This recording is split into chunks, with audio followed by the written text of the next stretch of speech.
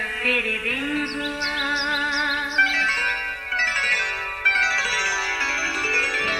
नया फिर दिन हुआ, पुरानी रात का करे सो शुक्र हम खुदा की जात का, खुदा की जात का नया फिर दिन हुआ।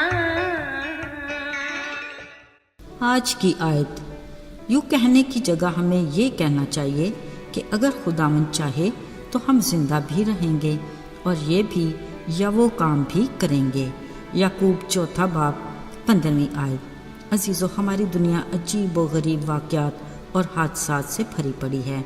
इनमें बहुत कम वाक़यात ऐसे होते हैं जिन्हें सुनकर जी खुश हो, पर ज़्यादातर वाक़यात जानकर हर कोई परेशान और गमज़दा हो जाता है।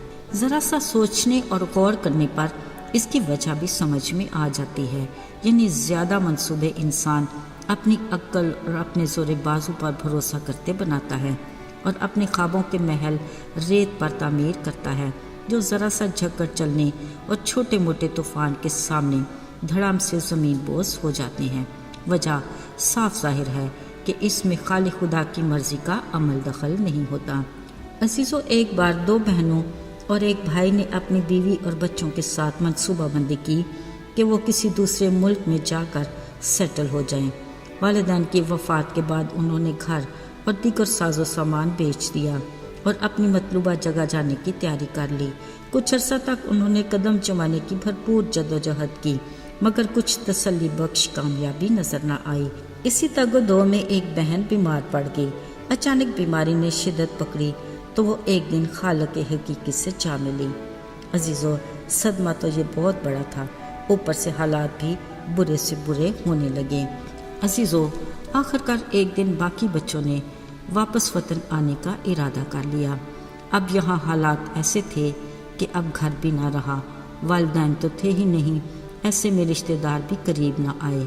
मजबूरन किराए का घर लिया और नौकरी की तलाश शुरू हुई। आखिर भाई को तो जॉब मिल गई, मगर बहन अब तक नाकाम रही। खैर, जैसे तैसे गुजर बसर का सिलसिला बहरहाल शुरू हो ही गया। अजीज़ों, ये सिर्फ एक घराने ही का किस्सा नहीं, हम में से बहुत सौ की सोच और तदबीरें ऐसी ही होती हैं। इनमें बहुत कम अपने मकसद और अपने इरादे में कामयाब होते हैं। बिलाशुबा हर कोई अपने घराने के लिए बेहतर से बेहतरीन की जुस्तजू करता है और करनी भी चाहिए, मगर ये एक ऐसा मसला है जो एक से बढ़कर एक उलझन का शिकार होता रहता है। पर अजीज़ों, घबराइए नहीं, कोई भी ऐसा मसला नहीं जिसका कोई हल ना हो। ज़रा सोचे तो वो कौन सी ऐसी किताब होगी जिसमें हर मसले का हल मिल सकता है। बिलाशुबा आपने बिल्कुल ठीक कहा, किताब मुकद्दस खुदा का कलाम इस बारे में सादा अल्फाज और वाज़े तौर पर अपने मंसूबा और इरादों में कामयाब होने का तरीका बताता है।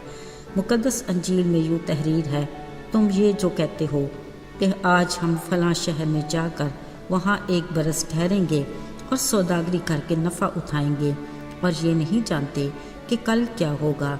ज़रा सुनो तो, तुम्हारी ज़िंदगी चीज़ ही क्या है, बुखरात का सा हाल है, अभी नज़र आए अभी गायब हो जाए। अजीज़ों, ध्यान रहे, खुदा का कलाम कहता है, यूँ कहने की बजाय तुम्हें ये कहना चाहिए कि अगर खुदावंद चाहे तो हम जिंदा भी रहेंगे और ये या वो काम भी करेंगे। बस यही है हमारे बड़े मसले का हल। हमें अपने हर मंसूबे और इरादे को खुदावंद के हाथ में देना चाहिए, क्योंकि आसमान और ज़मीन पर वही वाहिद खुदा है जिसको हर चीज़ पर इख्तियार है। वही ज़मानों और वक्तों को भी कंट्रोल करता है, जिसकी मर्ज़ी के बगैर एक पत्ता भी नहीं हिलता। ज़रा सोचिए, फिर हमारे बड़े बड़े मंसूबे उसकी मर्ज़ी के बगैर कैसे कामयाब हो सकते हैं। अजीज़ों, ये बात काबिल तवज्जो है कि अपने घराने की बेहतरी और भलाई और कामयाबी के लिए मंसूबाबंदी ज़रूर करें, मगर एहतियात के साथ, खुदा के कलाम की रहनुमाई में और उसकी सलाहकारी और मर्ज़ी से। फिर यकीन और भरोसा रखिए कि हम कभी नाकाम नहीं होंगे, क्योंकि खुदा अपने लोगों की तरक्की और खुशी की राह में कभी भी रुकावट नहीं बनता, बल्कि वो माहीगीर को उठाकर आदमगीर बनाना चाहता है।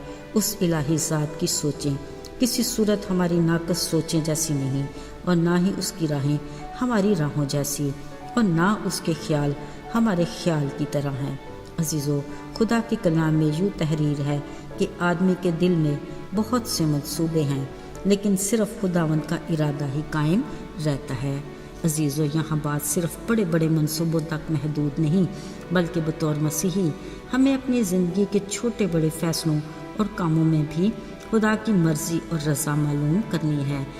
بلا شبہ اس کی صلاح کاری ہی ہماری کامیابی کی ضمانت ہے، پھر ہی ہم اپنی بھرپور زندگی سے لطف اٹھا سکتے ہیں اور ہر روز اس کی برکات سے مستفید ہو کر نہ صرف اپنے گھرانے بلکہ اور بہت سے اپنے ہم ایمان عزیزوں کے لیے بھی چینل آف بلیسنگ بن سکتے ہیں۔ آئیے دعا کریں۔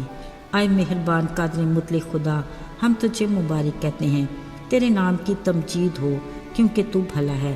تیرے بڑے فضل کے لیے ہم تیرے شکر گزار ہیں، جس کے زیر سایہ آج ہم بھرپور زندگی گزار رہے ہیں۔